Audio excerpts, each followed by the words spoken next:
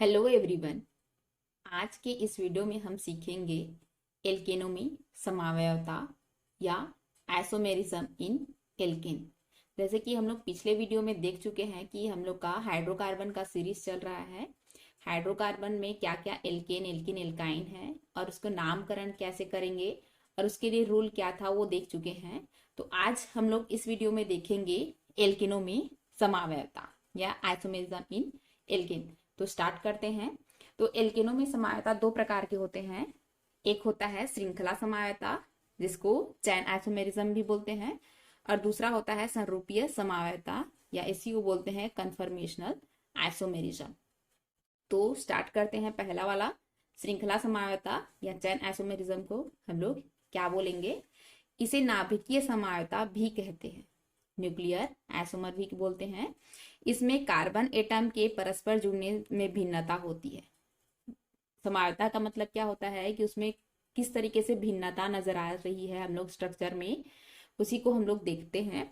तो यहाँ पे क्या है, जैसे कि हम लोग एन ब्यूटेन लिए हैं, नॉर्मल ब्यूटेन है ये, CH3 CH2 CH2 CH3। तो हम लोग एल्केन का नामकरण पढ़ चुके हैं। तो उसके अनुसार से 4 कार्बन है, मतलब कि वो ब्यूट है, और यहाँ पे डबल बॉन्ड नहीं है तो उसमें क्या जुड़ जाता है? एन जुड़ जाता है। इसी के कारण इसका नाम क्या बोले हैं हम लोग? एन ब्यूटेन बोले हैं। वैसे ही देखिए, 4 कार्बन ही होना चाहिए लेकिन वो समवायता अलग शो करना चाहिए, मतलब कि उसका स्ट्रक्चर अलग होना चाहिए। तो हम लोग उसको आइसोमेरिज्म के रूप में बोल सकते हैं। जैसे कि 4 कार्बन यहाँ पे भी है तो यहाँ पे भी देखिए 4 कार्बन है, लेकिन इसका नाम आइसोब्यूटेन है।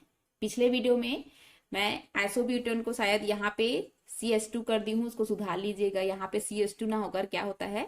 CH होता है, क्योंकि CH2 अगर यहाँ पे होता तो कार्बन की वैलेंसी ज्यादा हो जाती। तो यहाँ पे क्या है, हम लोग का सिंपल सा CH होता है। तो ये हो गया।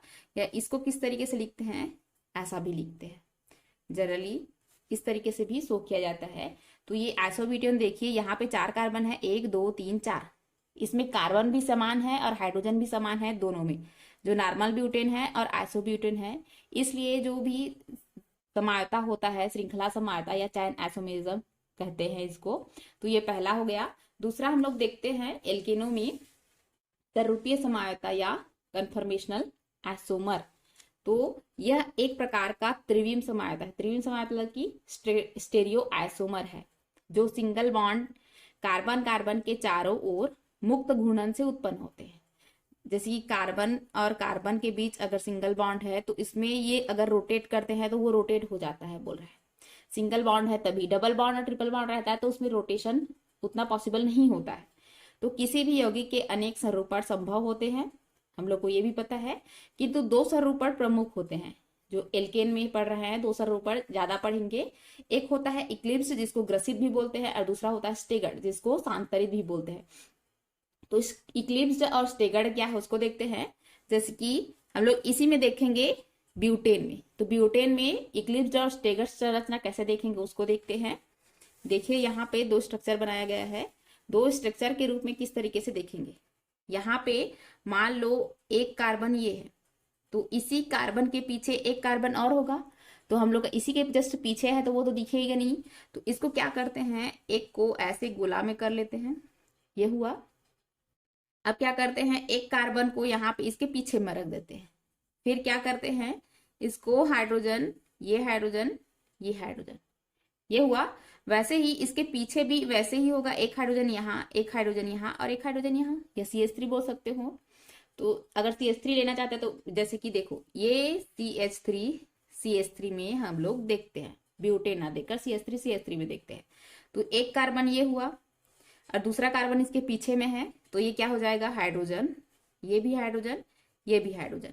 वैसे ही अगर ये कार्बन है, दूसरा कार्बन ये वाला कार्बन उसके जस्ट पीछे में है, तो इसके आगे क्या रहेगा? यही भी यहाँ पे हाइड्रोजन होगा, यहाँ पे भी हाइड्रोजन और यहाँ पे भी हाइड्रोजन। लेकिन हम लोग को दिखता नहीं है तो इसको क्या कर देते? थोड़ा सा रोटेट कर देते। थोड़ा सा देखने के लिए हम लोग क्या करेंगे, अपनी आंख को थोड़ा सा देखेंगे रोटेट करके। तो ये कैसे दिखेगा हम लोग का? इस तरीके से दिखेगा।